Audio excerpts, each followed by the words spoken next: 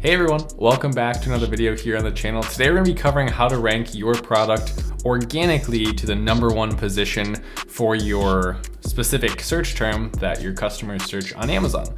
So as you know, Amazon is an incredible way to drive traffic to your products, right? Amazon itself is an immense database of customers. So we're gonna be talking about how to actually leverage all that traffic and have Amazon deliver the sales for you instead of trying to fight for sales. So if you happen to be new here, be sure to like and subscribe. But without further ado, let's jump right into it. All right, so we're gonna move over into my computer here. And we just have my product pulled up and of course the main search term pulled up as well. We've searched it and you can see I am organically ranked #1 for this product. I started selling this product earlier this year, about 3-4 months ago, and I've been bouncing around this top row for a while now, but I finally secured this #1 position organically. We're gonna be talking about how I did that and how you can do that too, profitably the whole way along. So first thing I wanna cover is that there is more than just one page 1 on Amazon. There is a page 1 for every single change you make to the search term bar. So if I were to put macrame wall hanging shelf, my product will be, okay, well in this case I'm actually Amazon's choice and I'm #1, which is fantastic. Maybe we do wall hanging shelf. We'll get rid of macrame completely. For sure I'm not ranked #1 for that. Okay, so as you can see, as we make a change to the keyword, there's a different set of products. Okay, so we've just taken one word out and now we're looking at an entirely different market. And for this, I don't know, I might not even be on this. Okay, I'm down here in the middle of this page. So see, we went from the top of page 1, changed the search bar by just one word, and now we're at the middle of page 1. So the first thing I want to get into your mind is that, we speak in this community almost ubiquitously that page 1 is page 1, but really page 1 can be hundreds of different things. So instead of saying I need to rank my product to page 1, say I need to rank my product for this keyword and for this keyword and for this keyword. So the first thing that I want you to know, and the first thing I'm gonna be teaching you here today's video about ranking is knowing exactly what keywords you should be ranking for. So what phrases are hyper relevant to my product? That's the first thing, right? So we can make this, let's take another word away and let's just do hanging shelf. We go even further broad and you can see now we have a new set of listings as well. And for this, I might be even further. So let's see, we went from macrame hanging shelf, I was 1, macrame wall hanging shelf, I was actually Amazon's choice. And now we go to wall hanging shelf, I was in the middle. Now we go to just hanging shelf and I'm almost at the bottom of this page. So you can see how by changing your search term very slightly, still within the same, you would think, same exact product, you're going to get entirely different results, and different keywords will also be harder to rank for based on how many competitors are targeting those keywords. So the first thing I want you to do is we're going to be using my example of this product here today, but I want you to do is figure out, what your product is, or in the future when you do have a product idea, apply these same principles to your exact product idea. So the first thing that I want you to do is find keywords that exclude products other than your product. So by searching hanging shelf, I get various different wood grains, I get various different ropes and methods for hanging. I may even get shelves that don't have ropes at all. I may get, these are called floating shelves. That's another search term. I may get rustic, I may get boho, I may get geometric, right? So there's so many different things that could possibly rank for just hanging shelf. So we would say that that's too broad. And I wouldn't spend too much time trying to rank very high for this keyword, because if we look, the average price for this keyword is about in the $20 to $30 price range. Okay, so we have 18, 41's the highest in the top 3 rows. Then we're back down to 20, 15, 25, 25, 25, 20, 35, 20, 20, 20, 15, okay? So you need to know where your product belongs. You'll waste a lot of time and a lot of money if you don't understand that your product isn't gonna appeal to every single customer. Okay, I had to learn that with trial and error. I had to spend my own money on PPC to figure all these things out. Only a handful of keywords that you're actually gonna want to rank for and that you'll actually stay there once you rank for those keywords. So I'm sure that with a big enough push, I could make it to the #1 spot for hanging shelf. I guarantee I could get my organic listing there if I wanted to go all out for 2 weeks of PPC pushing. I think I could probably get up to this top row, if not the number one position. I think that's possible. It wouldn't be profitable for me to do so. And then here's the issue. Once I get there, my product is such a high ticket niche product. It doesn't appeal to everyone. So it's not going to stay there. Okay. An almost $60 product that's for a very specific audience shouldn't even try and rank for this huge keyword that has more search volume. So on the topic of search volume, let me switch over to our keyword research tool and show you just a little bit about what I'm talking about here, okay? So we can see I've searched macrame shelf. And macrame shelf has just about 2,500 searches per month. It's not that many, but it's not too low either, okay? That's the term we started with that I was ranked number 1 for, and then macrame wall hanging shelf, I was apparently Amazon's choice and number 1 for. Now check this out. We have all these keywords here, and all I've done is I've sorted by search volume. If we look through here, we can see hanging shelf has 20,000 search volume, but wait a minute, macrame shelf only has 2,500. Why would I want to search for something that, or rank for something that only has 2,500 when I should be putting my effort into ranking for something that has 20,000? That's a lot more customers, that's more traffic, that's going to be more money for me. No, wrong, okay? I really want to drive down on this point that it's not going to be worth our time with a high ticket niche product, even though it does fit the criteria of hanging shelf, to try and rank for that, because it's not appealing to a broad enough audience to try and go for such a big search term. And the fact that it's not appealing to such a broad audience is the very reason that it's successful to begin with. Okay, so don't think that you have to appeal to everyone. I think that's the biggest mistake that people do when they try and get to page 1. They try and go for every keyword that has even something to do with your product. And that's where you're really going to waste your money. You need to be hyper focused on keywords that are exactly what your product is and show that customer the best listing they've seen in that yield of results that they get once they search that term. So for instance, let's go up here and maybe we want to add the word macrame and just see word products that, or search terms that have something to do with macrame and shelf. Okay, shelf and macrame, that has to be in the title, right? So now we're looking, okay, macrame shelf, we're ranked for that, great. Macrame wall hanging shelf, okay, we're ranked for that and we're actually Amazon's choice, so that's fantastic. But macrame hanging shelf, okay, well, let's go check that out. So check that out, we're actually number 2 for macrame hanging shelf. Okay, so still right up front where the customers would see it. We don't have the number 1 spot, but these spots are gonna share a lot of the same sales. And if I have a better listing, a better offer than this listing, and I have exactly what the customer is looking for, I might be taking his sales as well. So we're ranked really well organically for all the big search terms that have all the very targeted search volume that has anything to do with our product. So then we have macrame shelf hanging, and you can see what we're getting in here, right? We have a bunch of different terms that have something to do with shelves and something to do with macrame. So those are all good terms. I'm not going to make you sit through here and watch me click on every one of these.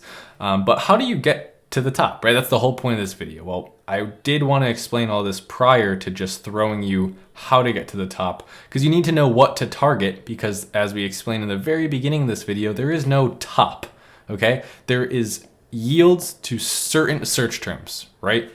Customer type search term, Amazon gives results. Amazon gives results based on who's performing best for certain search terms.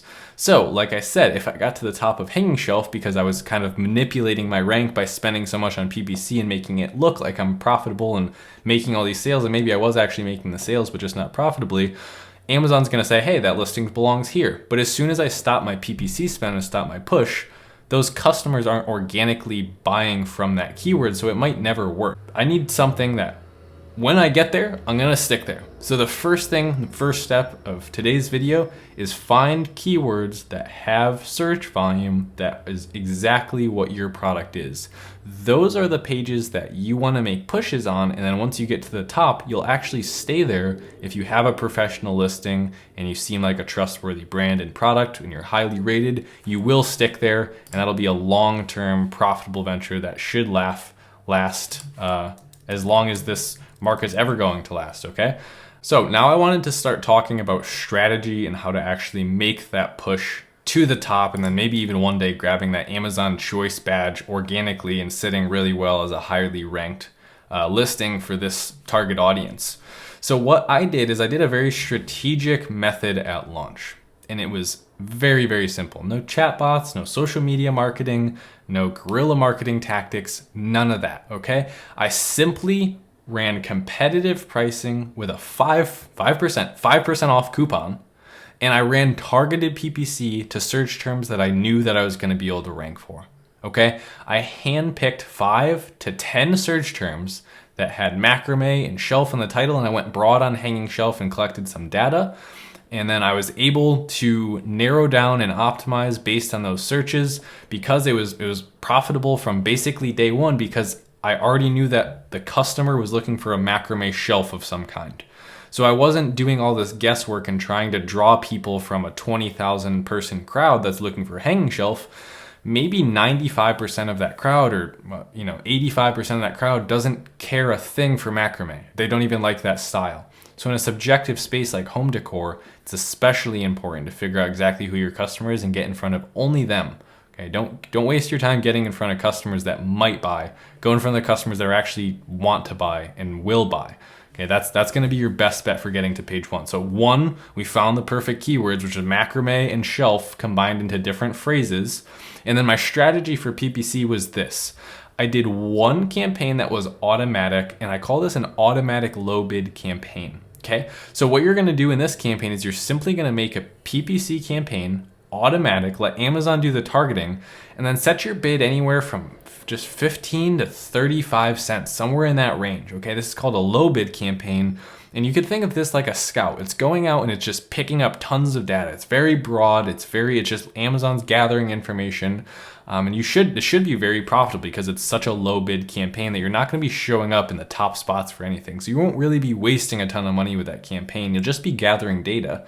And you could leave that on to gather a lot of data about what your customers are looking for exactly. So maybe we don't pick up all the keywords right here that we need to target. We could pick up those keywords in our automatic campaign. Think of that like I said, a scout going out and collecting data for you. Okay. So at launch, I had 3 campaigns for this. I'm going to tell you this information right now. It was an automatic campaign low bid, running at anywhere from $10 to $20 a day. That's always where I start my campaigns. We had one manual campaign with a phrase and a broad ad group or match type.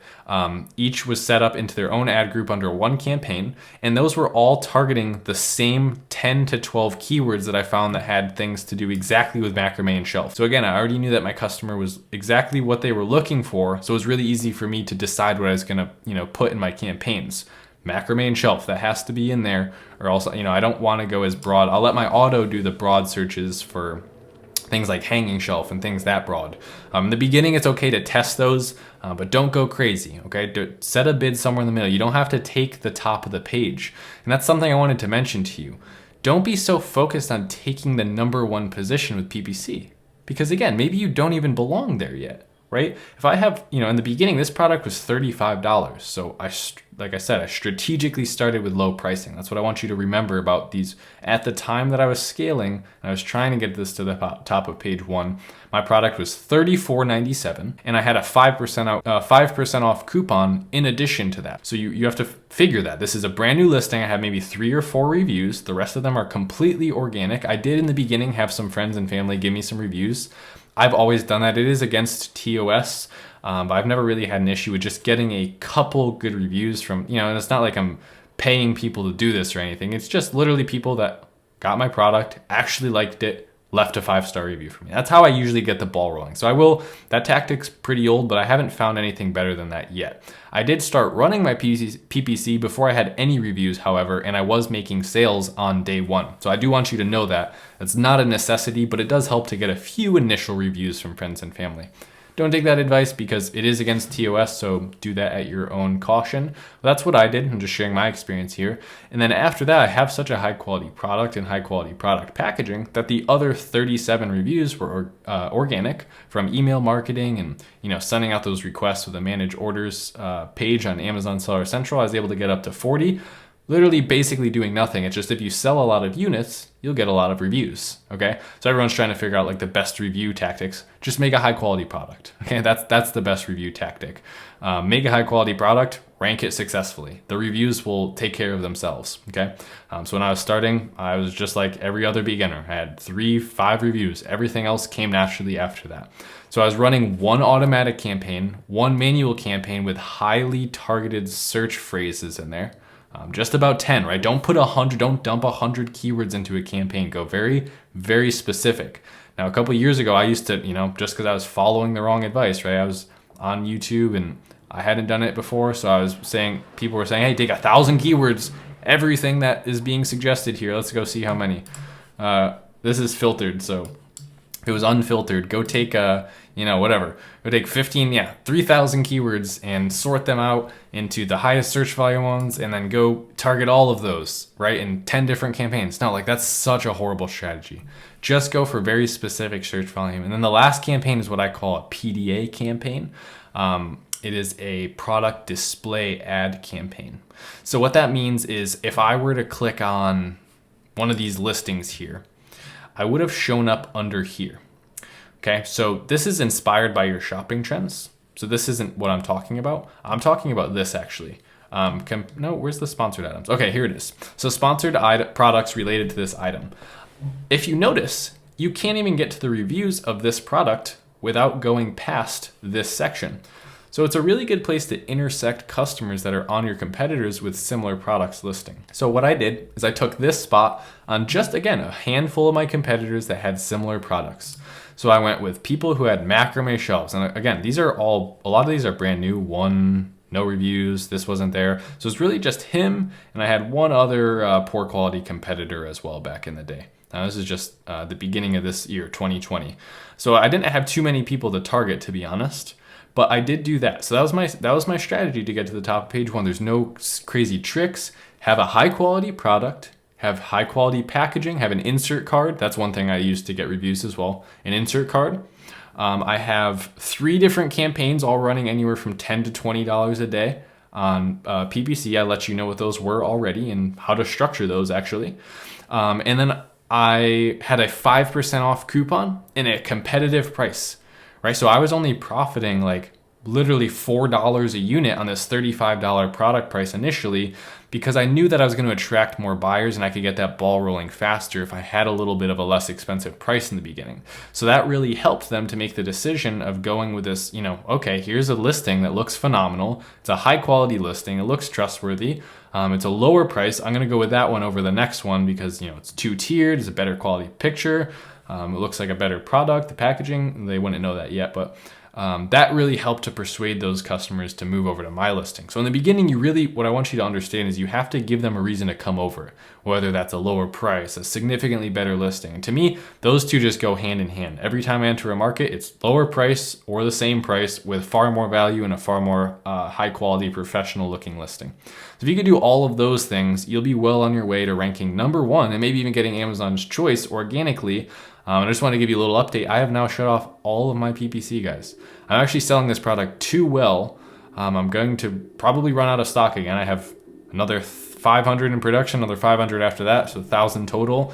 I'm really just working on keeping this thing in stock. Organically, it's selling that well, so I'm excited to scale out into more macrame-based home decor items. This is a brand I'm building, and I always love to have you guys on the inside of me sharing real tactics with you.